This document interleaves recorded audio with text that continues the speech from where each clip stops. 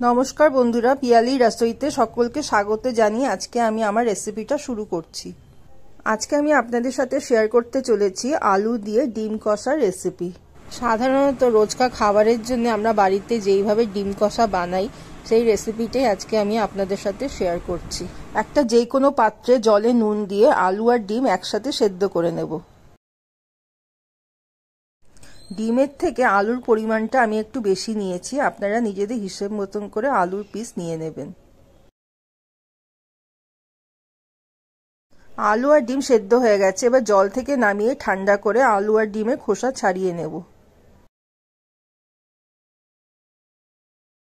ডিমটা যাতে ভাজার সময় ফেটে না যায় তাই এইভাবে একটা ছুরির সাহায্যে কাট লাগিয়ে নেব, কিংবা একটা ফোর্কের সাহায্যে ফুটো ফুটো করে নেব।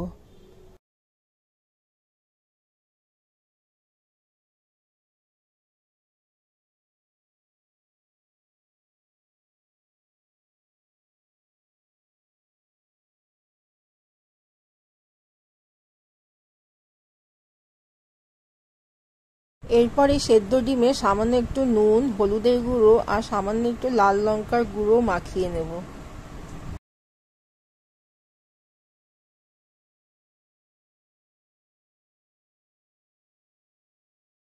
এরপর কড়াইতে সরষের তেল গরম করে নিয়েছি, প্রথমে ডিমগুলো ভেজে নেব।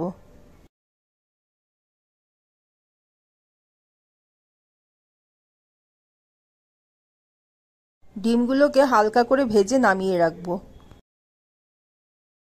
ডিম বেশি কড়া করে ভাজলে ডিমের সাদা অংশটা স্টিফ হয়ে যাবে।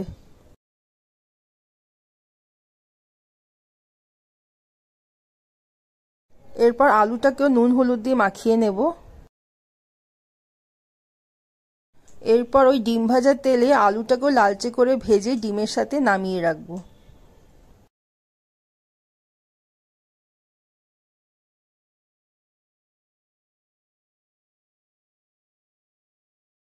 তেল যদি কম মনে হয় তাহলে আরেকটু তেল অ্যাড করব। তেল গরম হয়ে গেলে গোটা গরম মশলা, এলাচ, দারচিনি আর তেজপাতা ফোড়নে দিয়ে দেব। ফোড়নটা ভাজা হয়ে গেলে তেলে 1 চামচ চিনি দিয়ে লালচে করে ভেজে নেব। এইভাবে চিনি ভেজে রান্না করলে গ্রেভির কালারটা খুব সুন্দর আসে। চিনিটা পুড়ে যখন লালচে রঙের হয়ে যাবে তখন মিডিয়াম সাইজের 3টে পেঁয়াজ একেবারে মিহি করে কেটে দিয়ে দেব। পেঁয়াজটাকে একটু লালচে করে ভেজে নেব।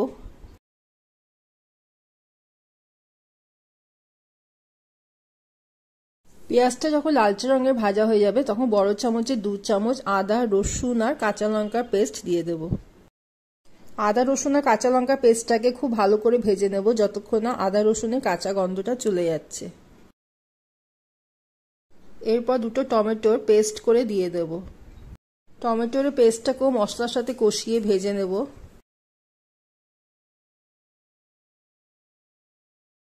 মশলা কষানোর সময় দিয়ে দিচ্ছি 1 চামচ নুন, 1 চামচ হলুদের গুঁড়ো, 1 চামচ লাল লঙ্কার গুঁড়ো, 1 চামচ ধনে আর জিরের গুঁড়ো, 1 চামচ কাশ্মীরি লঙ্কার গুঁড়ো আর 1 চামচ চিনি। সব মশলাগুলি একসাথে মিশিয়ে খুব ভালো করে কষিয়ে নেব যতক্ষণ না মশলার চারপাশ থেকে তেল বেরিয়ে আসছে। মশলা কষানো হয়ে গেলে আগের থেকে ভেজে রাখা ডিম আর আলু একসাথে দিয়ে দেব। ডিম আর আলুটাকে মশলার সাথে ভালো করে মিশিয়ে আরো কিছুক্ষণ কষিয়ে নেব।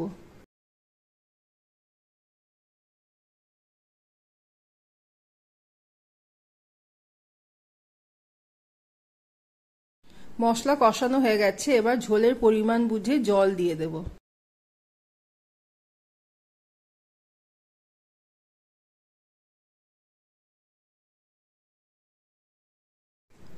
ঝোলের সাথে মিশিয়ে আলু আর ডিমটাকে কিছুক্ষণ ফুটিয়ে নেব।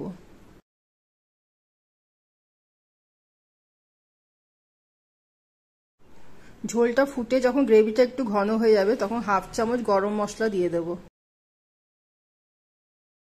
গরম মশলাটাকে গ্রেভির সাথে মিশিয়ে 1-2 মিনিটের জন্য ফুটিয়ে নেব। একেবারে শেষে 1 চামচ ঘি দিয়ে মিশিয়ে রান্নাটাকে নামিয়ে নেব।